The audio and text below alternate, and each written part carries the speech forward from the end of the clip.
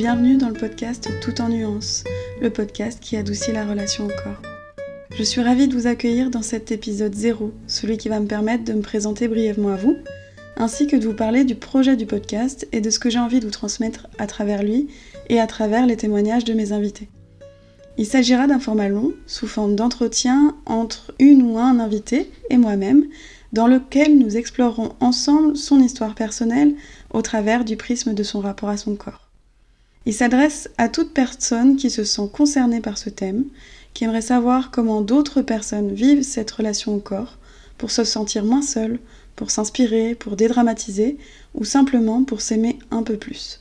S'intéresser au sujet, c'est déjà faire un pas vers soi. Tout d'abord, je me présente. Je suis Cassie Garot. Je suis coach de vie et facilitatrice de cercles de parole. Ça signifie que je crée des espaces-temps doux et ressourçants dans lesquels j'accompagne les individus à retrouver une relation saine avec eux-mêmes, à s'aimer profondément tels quels où ils sont, dans leur personnalité comme dans leur corps. Car je considère qu'il n'y a pas besoin de changer physiquement pour commencer à s'aimer. Pour moi, le rapport au corps, c'est une porte d'entrée vers toutes les sphères de la vie. Quand on commence à s'aimer, à prendre soin de cette relation à soi, ça agit sur une multitude d'autres domaines. Par exemple, on redécouvre son rapport à son souffle, à son alimentation, à sa manière de se mouvoir, à sa valeur, à sa confiance, à sa situation professionnelle, à la relation aux autres, à l'intimité, à la parentalité et à bien d'autres choses. C'est un canal pour se connecter à son essence profonde, pour apprendre à se connaître et pour prendre des décisions. Faire des choix depuis un espace aligné avec soi, sans intrusion venue de l'extérieur. Ainsi, on s'autonomise en apprenant à faire appel à nos ressources propres qui sont différentes pour chaque individu. On apprend à faire avec ce qui est et qui est aimable, peu importe sa forme. Ainsi, toutes les 2 semaines, je vous propose d'écouter un entretien enregistré avec une ou un invité. Comme le suggère le titre du podcast, il s'agit d'une sorte de mise à nu à laquelle il ou elle se prête, de manière consentie et douce, bien sûr.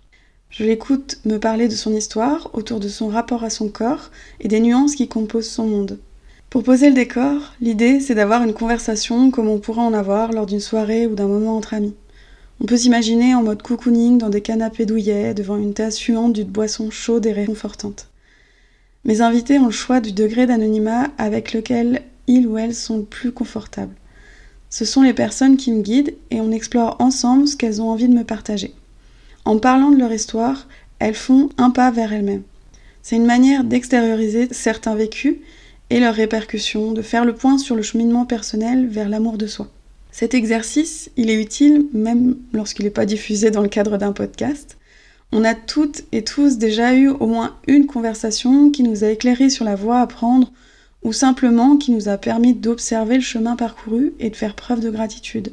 C'est une sorte de photographie à un instant T. La diffusion de l'entretien se faisant parfois plusieurs mois plus tard. Je précise aussi que les propos tenus sont personnels aux protagonistes et ne relèvent en aucun cas d'une vérité générale ni de conseils thérapeutiques. Je vous invite à vous rapprocher de professionnels spécialisés dans ce qui vous préoccupe. En tant qu'auditorice, les partages peuvent trouver un écho avec votre propre vécu ou votre propre histoire, directement ou indirectement. La démarche d'un partage à titre personnel peut prendre un caractère universel, à l'image des humoristes qui font l'exercice de se raconter dans leur quotidien et dans lequel tout le monde est susceptible de se reconnaître. C'est l'effet que je constate aussi à chaque fois que je facilite ou que je participe à un cercle de parole. La portée du format témoignage est absolument fabuleuse. Vous l'aurez compris, je suis une grande fan. Par ailleurs, le podcast est un médium qui révèle certaines choses et qui laisse en même temps sa place au mystère.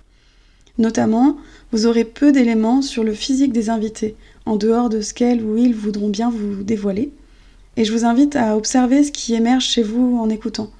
Quelles sont vos propres interprétations et conditionnements à ce sujet, sans jugement ni pour elles, ni pour vos pensées. J'aimerais aussi souligner que le montage est volontairement minimaliste, pour dénaturer le moins possible les échanges.